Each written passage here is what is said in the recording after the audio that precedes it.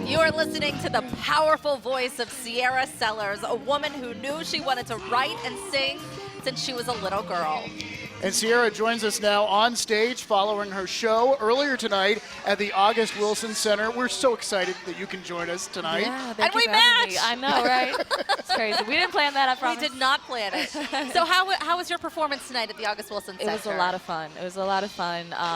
I love performing in front of new crowds and, you know, trying to feel out my music with people that don't know me. Because, you know, Pittsburgh is so small, you always end up finding somebody that you know in the crowd. So I didn't really have any of that tonight, so it was a new experience for me. And in fact, we should tell people, you grew up in Sewickley. Yes. And we understand Destiny's Child was just one of your sort of role models. Oh, yeah. Very early on, right? Yeah, I was so mad when they broke up. I was like, Beyonce, how could you go solo? How could you do that? Like, why would you do that to me? But who has been your inspiration?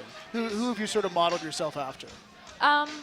It's definitely a combination of different artists. Jill Scott, Erykah Badu, Beyonce for sure, Lauryn Hill, and even influences from hip-hop like Common and Nas and Jay-Z.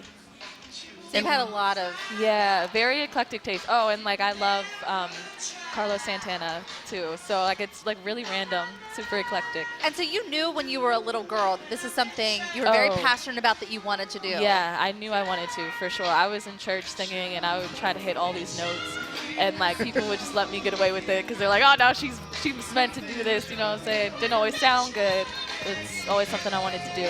You know, there was a story I read about you were at an Aretha Franklin tribute concert. Yeah. And you had this moment of adrenaline rush, this such great confidence over the whole thing. That was really powerful for you. It was. I was actually at the point where I felt like I wanted to, you know, contemplate whether or not this was my path. And I always, you know, kind of shied away from the limelight, I guess. Was kind of afraid to be a star, if you will. And in that moment, I remember I called my manager the next day and I was like, yeah, so I want to be a star. I changed my mind. I changed my mind. Remember that, how I just wanted to be a songwriter?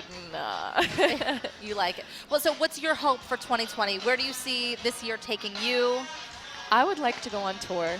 That's honestly what I'm working towards right now. Trying to make new music. Get out to different cities and meet new people, create new opportunities, take new opportunities. Well, we are so glad that you joined us tonight. And I know everyone at first night that got to see you is glad too. You have an incredible voice. Thank you guys. Thank you for having me. Well, Thanks, Sierra. in fact, there were musicians, there were bands all over the place throughout first night tonight, all throughout the cultural district. You really couldn't miss some sort of music going on. Something for everyone. And on the main stage behind us, as we've been telling you, are the Shadow Boxers. They've been performing now for about 15 minutes to a half an hour. They've been really exciting the crowds here. Great fan base. And I actually had a chance to talk with them right after they had their sound check earlier tonight.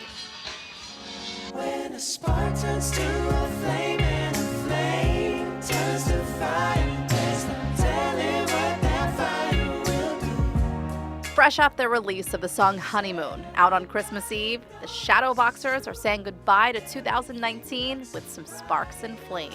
It's honestly one of our favorite cities. We've had so many good experiences here and the crowds have been amazing. And it's just a really cool way to close out the decade and bring in the new one. Band members Matt Lipkins, Scott Tyler, and Adam Hoffman have been together for a little more than a decade, meeting in college back in 2007. At the end of the day, the three of us bond over traditional, good songwriting. If our fire dies, no matter what happens, babe. And it's been a wild ride as they've grown in popularity, gaining even more momentum when they caught the attention of none other than Justin Timberlake. He saw us on a YouTube video of one of his songs. We just put it out like we put out something on YouTube, and he saw it somehow, reached out to us. And not long after, they were on the road with the superstar, joining Timberlake's tour as his opening act, which eventually brought the band back to the Berg. Pittsburgh, yeah, that was like the second to last show of the American leg of the tour, so we were like emptying the tank at that point, and it was one of our favorite shows of the whole tour. So it's like really cool to get back on this side of the country and to reconnect with Pittsburgh and all of the people and fans that we picked up along the way here.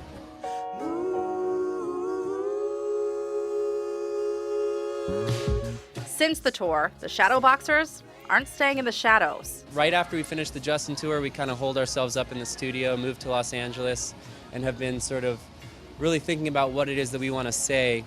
And we've come up with that material, and we're really excited for the world to hear it. In fact, the band revealed to us some very exciting news.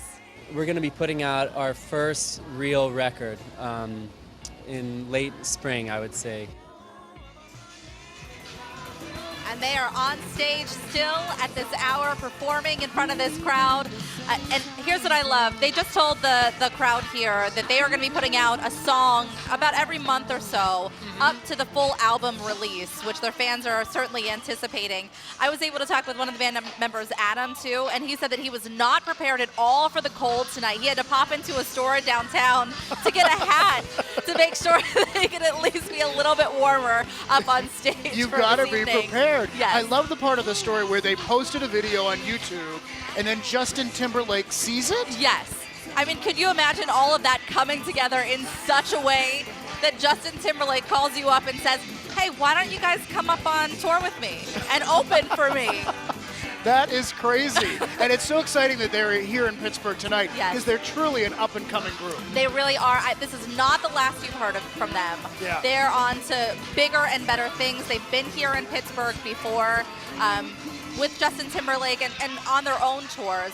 And I know they are going to be back here again. I know that they are going to be doing good things in the years to come. So we wish them success. We certainly do. Yeah. All right, well, there is much more to come as we continue our hour-long special here as we count down to 2020, including one of the featured performances here at Highmark First Night. We're talking about the Zuzu African Acrobats. Meghan Schiller will take us up close and personal with them coming up. Popular spot on First Night, Prismatica. We'll take it for a spin coming up, and it's going to be around long after tonight.